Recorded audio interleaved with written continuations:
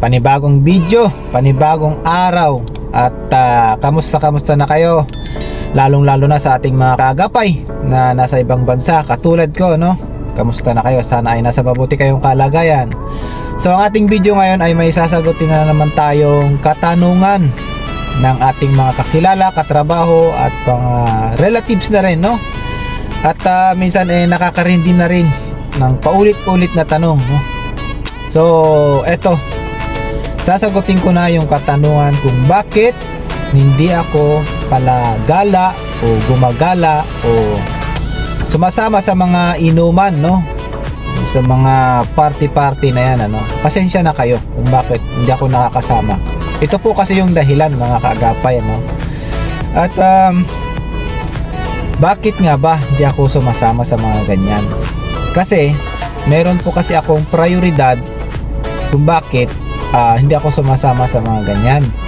Ang priority ko ay makaipon ng sapat na budget o pera para sa aking pangarap na negosyo o kabuhayan balang araw sa kasakaling pagkakaloob ng ating mahal na Panginoon, no? So yun, pasensya na sa mga nakakilala sa akin, katrabaho ko, kaibigan, kung hindi ako nakakasama sa inyo. Para sa akin kasi ang paggala o yung mga pag-enjoy sa mga kung saan dyan, pag-inuman, gumastos, no? Ay andyan lang yan. Para sa akin kasi siguro ay hindi pa panahon para gawin ko yung mga bagay na yan.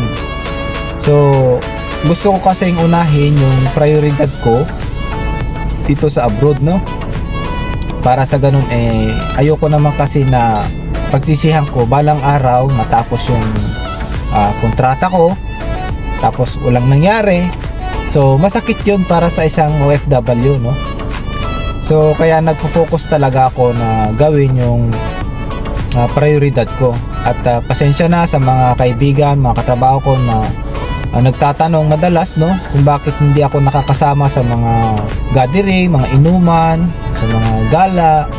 Kasi pag ganyan, pag may mga ganyan kasi talagang mapapagastos ka rin eh. So yun na nga, hindi maiwasan, no? So naisip ko kasi na magtipid-tipid muna ako kasi medyo mahirap ang sitwasyon ngayon kasi minsan walang overtime, hindi naman lahat ng pagkakataon may overtime. So talagang tinitipid ko yung budget, no? At sa mga nagtatanong din kung bakit hindi ako nagiinom, dati nagiinom ako nung nasa Japan ako, no? Talagang madalas ang inuman doon sa Japan dati para makisama sa mga kasama natin, no? Nagpag-inuman tayo, pakikisama. Pero yun nga nagdulot ng hindi maganda, no? Kasi naapektuhan yung ating kalusugan. So na-realize ko na kailangan ko nang itigil kasi may pamilya pa akong umaasa sa akin. At yun ang dahilan kung bakit hindi na ako nagiinom ngayon. Siguro magiinom man ako pakunti-kunti na lang, hindi na tulad dati na sagaran, yung parang wala nang bukas, no? So pasensya na kayo kung mapagbigyan ko man kayo kung sa mga alok ninyo, sa pagyayaya ninyo, hanggang doon na lang tayo, no? Hindi ko kayang panindigan yung kada yaya nyo, nandyan ako. Sorry, pasensya na. At sana maintindihan nyo ako, no?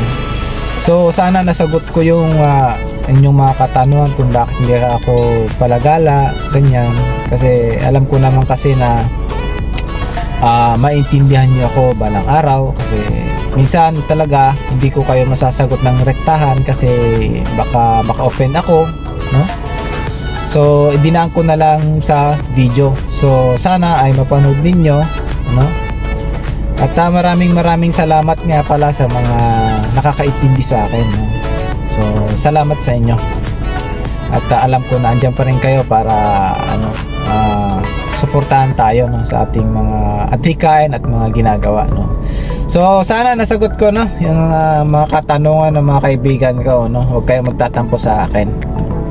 So hanggang dito na lang ang ating video at maraming salamat na naman sa inyong panunood at sana na-inspire kayo sa ating kwentuhan ngayon, ano?